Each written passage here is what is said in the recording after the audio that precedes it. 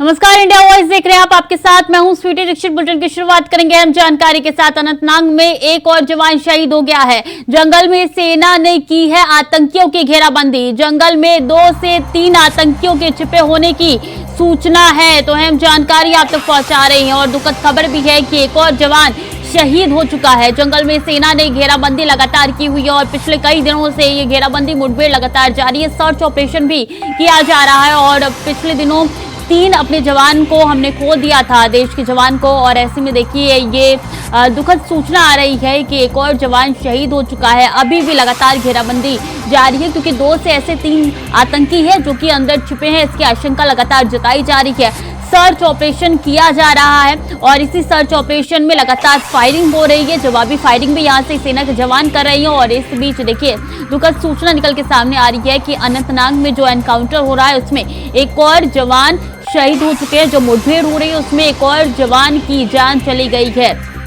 तो अनंतनाग में जहां एक और जवान ने अपनी जान गंवा दी है, सुरक्षा के लिए तैनात रहते हैं जवान, और एक जवान और हमारे बीच से चला गया। अभी भी मुठभेड़ लगातार जारी है। 2 से 3 आतंकियों की सूचना आ रही है जो कि अंदर छुपे हुए हैं और कोशिश लगातार यही की जा रही है कि जल्द से जल्द उनको बाहर निकाला जाए, या तो गिरफ्तार किया जाए या धाराशाही उनको कर दिया जाए। और ऐसे में पिछले 2 से 3 जवान और भी शहीद हो गए, जिनका आज पैतृक शरीर जो है, पार्थिव शरीर जो है उनके पैतृक गांव में जाएगा और अंतिम संस्कार उनका किया जाएगा। बता दें कि एक और जवान जो है वो शहीद हो चुके हैं।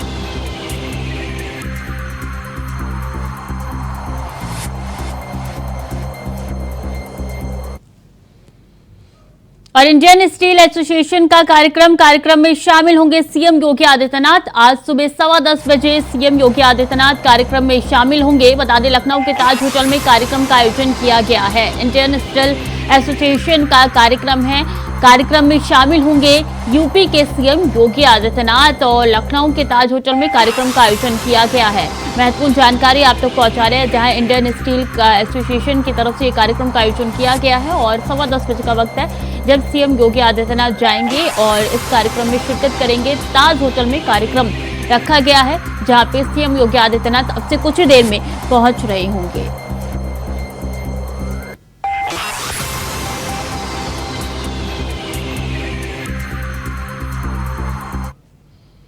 और रक्षा मंत्री राजनाथ सिंह का 3 दिवसीय दौरा है। 3 दिवसीय दौरे पर वो आज लखनऊ पहुंचेंगे। बता दें शाम 6 बजे एयरपोर्ट पर पहुंचेंगे लखनऊ के, और एयरपोर्ट से कालिदास मार्ग आवास जाएंगे रक्षा मंत्री। 16 सितंबर को बन रहे पुल का भी अवलोकन उनकी तरफ से किया जाएगा। गोमती नगर स्टेशन के विकास कार्यों का जायजा लेंगे रक्षा मंत्री राजनाथ सिंह। 3 दिवसीय लखनऊ दौरे पर आ रहे हैं रक्षा मंत्री राजनाथ सिंह, और केंद्रीय मंत्री का ये दौरा काफी महत्वपूर्ण है। यहाँ पे कई ऐसे कार्यक्रम हो रहे हैं जिनमें शिरकत करेंगे वो। कई ऐसे कार्य भी चल रही हैं जिनका अवलोकन उनकी तरफ से किया जाएगा, जायजा उनकी तरफ से लिया जाएगा। जैसे कि 16 सितंबर को बन रहे पुल का अवलोकन भी वो करेंगे, और गोमती नगर स्टेशन के विकास कार्य को भी जायजा यहाँ पे रक्षा मंत्री राजनाथ सिंह लेंगे।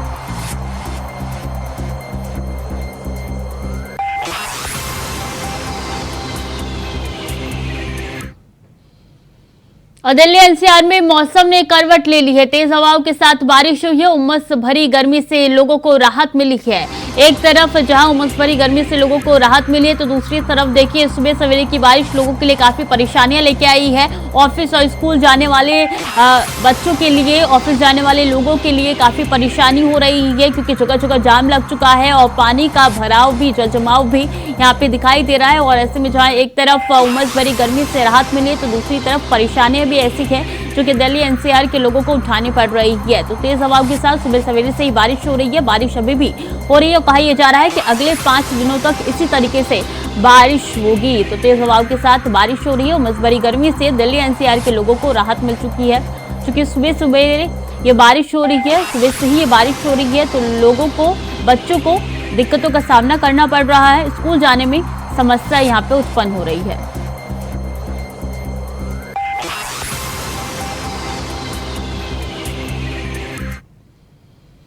और हापुड़ में लाठीचार्ज के खिलाफ 13 दिनों से चली आ रही वकीलों की हड़ताल खत्म हो गई है। वकीलों ने शुक्रवार से काम पर लौटने का फैसला किया है। यह फैसला सरकार की तरफ से अधिवक्ता प्रोटेक्शन एक्ट का गठन करने के बाद लिया गया है। वहीं वकीलों के सभी मांगों को मान लिया गया है। हापुड़ के एएसपी और सीओ का भी ट्रांसफर होगा। लाठीचार्ज के दोषी इंस्पेक्टर को सस्पेंड किया जाएगा। हालांकि डीएम का ट्रांसफर नहीं होगा। एसपी पर कार्रवाई भी नामंजूर हो गई है। कहा गया है कि लाठीचार्ज के वक्त एसपी जिले में मौजूद नहीं थे। इसके साथ ही आंदोलन के दौरान जितने भी मुकदमे अधिवक्ताओं पर लगाए गए हैं उन्हें वापस लेने का भी सरकार की तरफ से आश्वासन दिया गया है।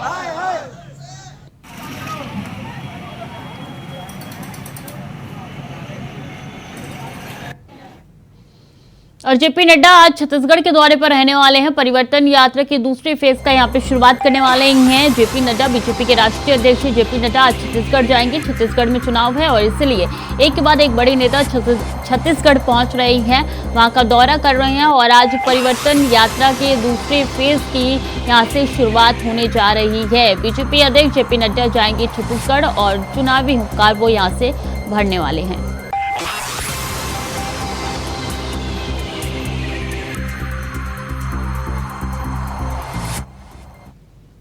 और असम के सीएम हेमंत बिस्वा शर्मा ने विपक्ष के इंडिया गठबंधन पर तंज कसते हुए कहा कि विपक्ष द्वारा बनाए गए गठबंधन का मकसद सनातन के खिलाफ काम करना है। आगामी लोकसभा चुनाव सभ्यता की लड़ाई होगी। भारत के लोग सनातन को सुरक्षित रखेंगे।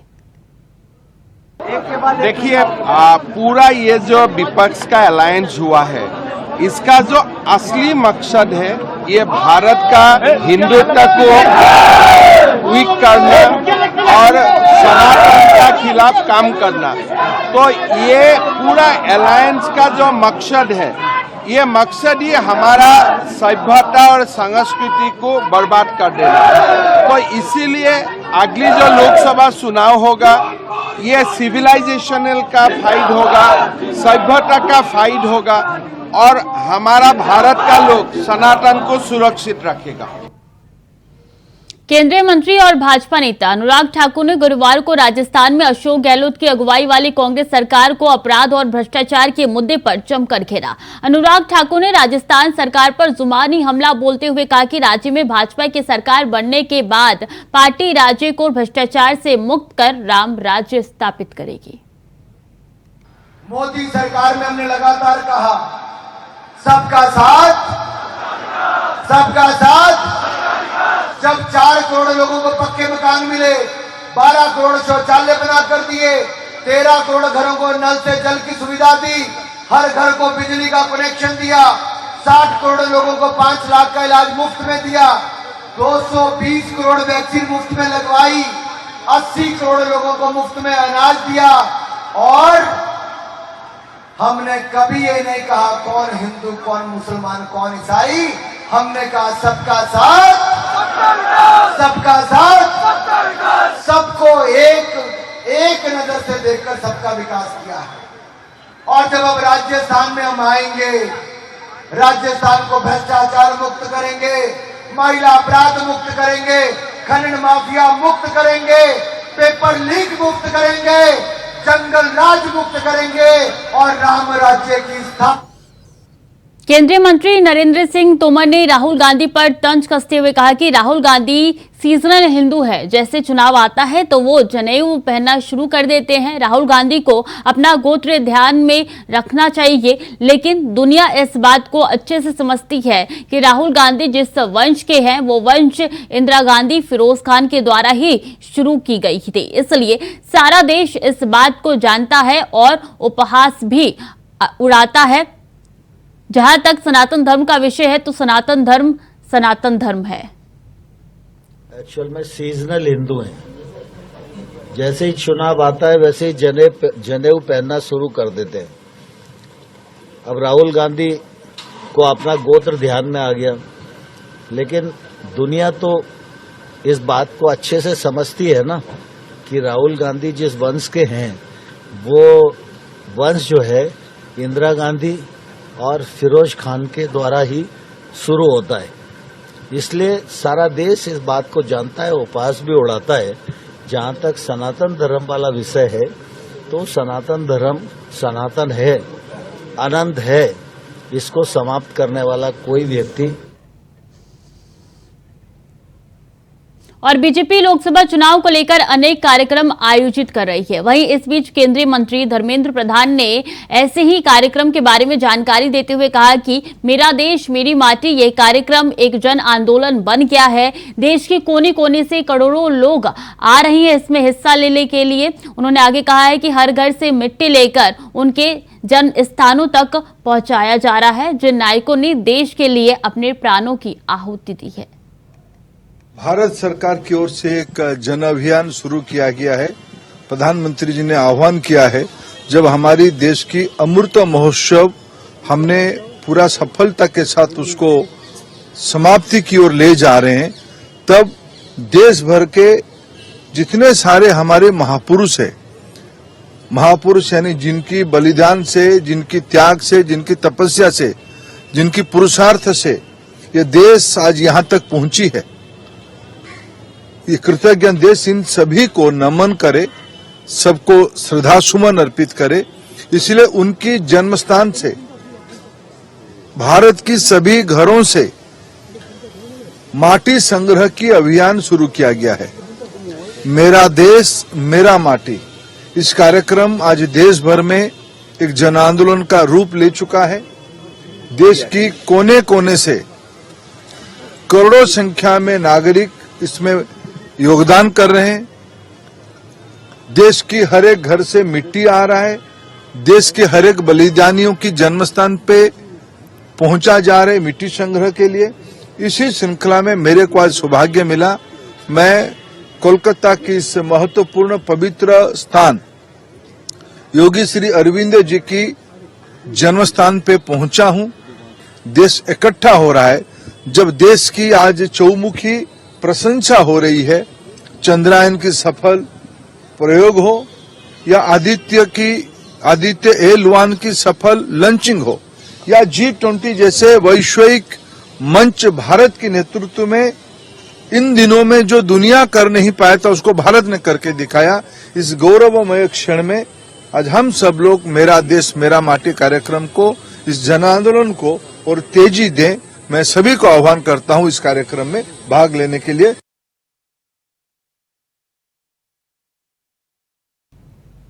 और समाजवादी पार्टी के सीनियर लीडर आजम खान की मुश्किलें कम होने का नाम नहीं ले रही है। यूपी के सीतापुर में आजम खान के कई ऐसे ठिकाने हैं जहां पे रेड लगातार जारी है। इनकम टैक्स की टीम को इस ऑपरेशन के दौरान कई अहम दस्तावेज भी बरामद हुए। रिपोर्ट देखिए।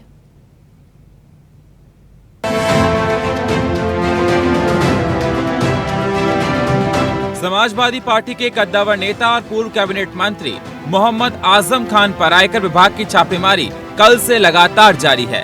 करीब 30 घंटे से ज्यादा का समय हो गया और आजम के अलग अलग ठिकानों पर आयकर का एक्शन लगातार जारी है। अली जौहर ट्रस्ट को लेकर हो रहे एक्शन में मेरठ से लेकर देहरादून, नोएडा तक टीम जमी हुई है। आजम खान के जौहर अली ट्रस्ट को लेकर चल रही छापेमारी के क्रम में इनकम टैक्स की एक टीम सहारनपुर भी कल डेरा डाले हुए है। सीपी गोयल एंड कंपनी के प्रतिष्ठान पर कल आयकर विभाग की टीम ने दिल्ली रोड पर दस्तावेज खंगाले थे। आज बताया जा रहा है कि टीम सीए के चिलकना रोड स्थित न्यू सम्राट विक्रम कॉलोनी आवास पर पहुंच गई है।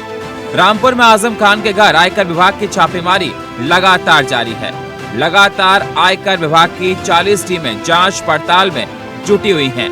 इसके साथ ही आजम खान की जौहर यूनिवर्सिटी और चमरौआ विधायक नसीर अहमद खान के यहाँ भी लगातार छापेमारी जारी है। आयकर विभाग की टीम ने नोएडा, देहरादून और बरेली के अधिकारी मौजूद हैं। कोई भी मीडिया कर्मी से बात करने के लिए तैयार नहीं है। मेरठ में 24 घंटे से भी ज्यादा समय भी आयकर विभाग की टीम ने रिटायर्ड इंजीनियर के घर पर छापे की कार्रवाई लगातार जारी है। आयकर विभाग की टीम के नए इंजीनियर के घर से तमाम दस्तावेज, लैपटॉप कब्जे में ले लिए हैं। किराएदारों, नौकरों से भी पूछताछ लगातार जारी है। नौकरों से मिली जानकारी से बाद स्थानों में से महत्वपूर्ण दस्तावेज जब्त किए गए। जहां एक तरफ अखिलेश यादव इसको लेकर बदले की भावना की बात कर रहे हैं। भारतीय जनता पार्टी की सरकार आई है और उनकी पूरी कोशिश है कि आजम खान साहब की जो छवि है उसको धूमिल करने का प्रयास वो कर रही है। केंद्र की एजेंसियों को दुरुपयोग हो रहा है और निश्चित तौर पे आप कहना चाहता हूँ माननीय आजम खान साहब का दोष केवल इतना है कि उन्होंने बच्चों की बेहतरी भविष्य के लिए विश्वविद्यालय बनाया, पूरे बच्चों के भविष्य के लिए शिक्षा को एक हथियार देने की कोशिश उन्होंने करी। और इसी कोशिश का अंजाम यह है कि आज भारतीय जनता पार्टी उनकी छवि धूमिल करके उनको विभिन्न प्रकार के फर्जी मुकदमों में फंसाने की कोशिश करी गई। हालांकि हमें माननीय न्यायालय पर पूरा विश्वास है और माननीय न्यायालय के द्वारा माननीय आजम खान साहब को बार बार इन तरह के फर्जी मुकदमों से राहत देने का काम माननीय न्यायालय ने करा। निश्चित तौर पे भारतीय जनता पार्टी जब से इंडिया का गठबंधन बन रहा है तब से वो घबराई हुई है, विचलित है और घोसी की हार ने उनका जो दिमागी संतुलन है उसको खराब करने का काम करा। आजम खान साहब के साथ हो रहा है, इसमें सरकार का क्या लेना देना है? आप ये बताइए कि विपक्ष के अध्यक्ष सरकार की मंशा है कि घोसी का चुनाव हारने के बाद ये बदले की भावना से हो रहा है, ऐसा नहीं है। जो जांच हो रही है, ये जांच के लिए पर्याप्त सबूत हैं डिपार्टमेंट के पास और डिपार्टमेंट अपनी जांच कर रहा है। तो इसको अगर ये विपक्ष कोई तूल दें तो इसका कोई मतलब निकलता नहीं है और ये तो निष्पक्ष जांच होगी। अगर इसमें जो भी लोग दोषी पाए जाएंगे उनके खिलाफ कार्रवाई होगी और जो लोग निर्दोष हैं उनको छोड़ दिया जाएगा। आजम खान के यहाँ जिस तरीके से इनकम टैक्स की रेड पड़ी है, इससे पहले भी विपक्षी नेताओं के यहाँ छापे पड़ते रहे हैं, समाजवादी पार्टी के नेताओं के यहाँ पड़े और उत्तर प्रदेश के एक प्रमुख चैनल के जो डायरेक्टर्स थे उनके यहाँ भी पड़े। जो भी व्यक्ति वर्तमान लोक सत्ता जिस तरीके से काम कर रही है उसमें लगता है कि जो भी संस्थान, व्यक्ति या पार्टी सरकार के खिलाफ जाएगी उसके यहाँ ये सब होना तय है, उसके लिए उसको तैयार रहना चाहिए। वहीं समाजवादी पार्टी और इंडिया गठबंधन के तमाम नेताओं ने इस कार्रवाई को गलत बताया है और कहा कि घोसी हारने के बाद बीजेपी घबराई हुई है और इस प्रकार की कार्रवाई को लगातार करती जा रही है। अब देखते हैं इस रेड से क्या कुछ निकलकर सामने आता है। Bureau report, India voice, Lucknow.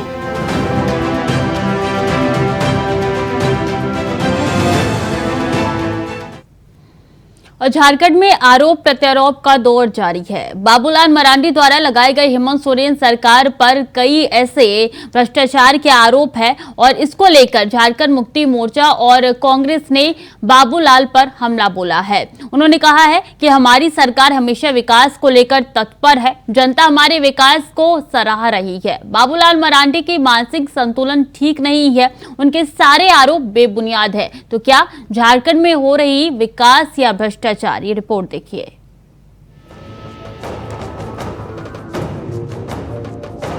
Jharkhand में सियासत का पारा लगातार हाई है। बीजेपी प्रदेश अध्यक्ष बाबूलाल मरांडी हेमंत सरकार पर हल्ला बोल रहे हैं। बीजेपी की संकल्प यात्रा में बीजेपी झारखंड मुक्ति मोर्चा की सरकार पर भ्रष्टाचार को लेकर तमाम आरोप मढ़ रही है। बाबूलाल मरांडी के हेमंत सोरेन को भ्रष्टाचारी कहने पर झारखंड मुक्ति मोर्चा के अध्यक्ष लोहरदगा कांग्रेस जिला अध्यक्ष बोकारो ने पलटवार में बोला कि हमारी सरकार पूर्ण रूप से विकास कर रही है। एक तरफ मुख्यमंत्री हेमंत सोरेन लगातार कृषि से लेकर शिक्षा, स्वास्थ्य के क्षेत्र में काम करते जा रहे हैं।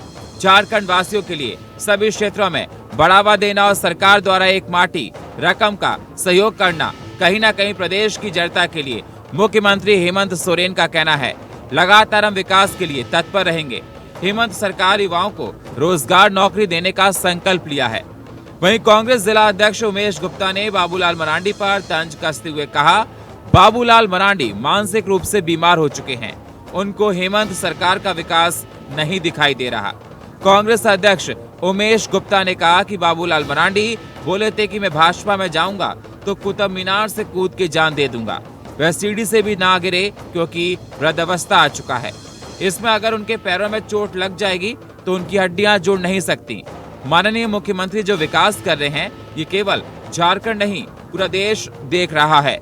बाबूलाल मरांडी के चश्मे का नंबर कम हो चुका, इसलिए उनको विकास नहीं दिखाई दे रहा।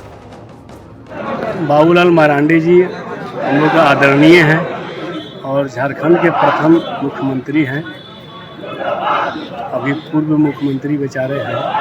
और बाबूलाल मरांडी जी विकास से हमारे आदरणीय राज्य के मुखिया तेजस्वी जो मुख्यमंत्री हमारे हेमंत सोरेन जी जो विकास कर रहे हैं, पूरे झारखंड ही नहीं पूरा देश देख रहा है।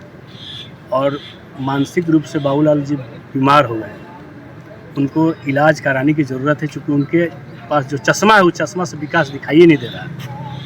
यही बाबूलाल मरांडी जी हैं जो आरक्षण की बात करते थे, 27% से 14% किया, जिनको सपोर्ट में जक लगाने का काम किए हमारे सुदेश महतो जी।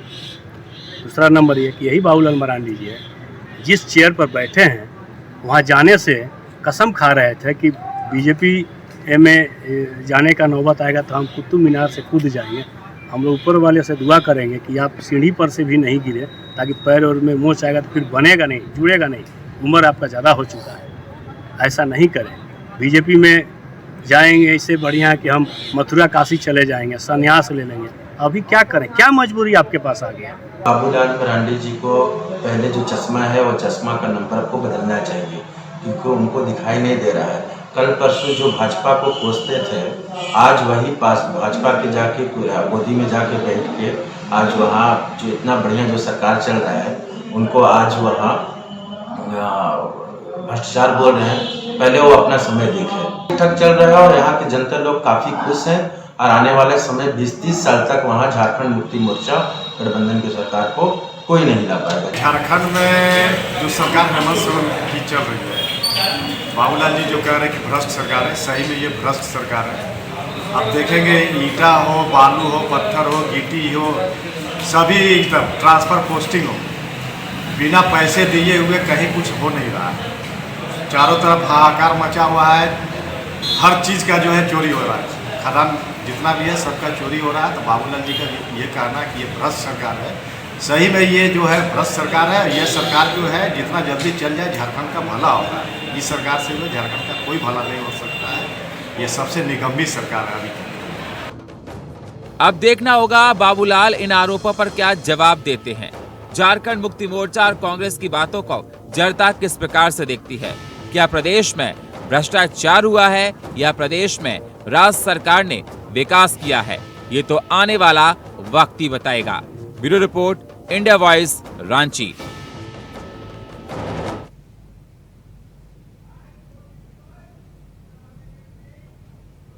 तो फिलहाल के लिए बुलेटिन में इतना ही। खबरें लगातार जारी है, देखते रहिए इंडिया वॉइस।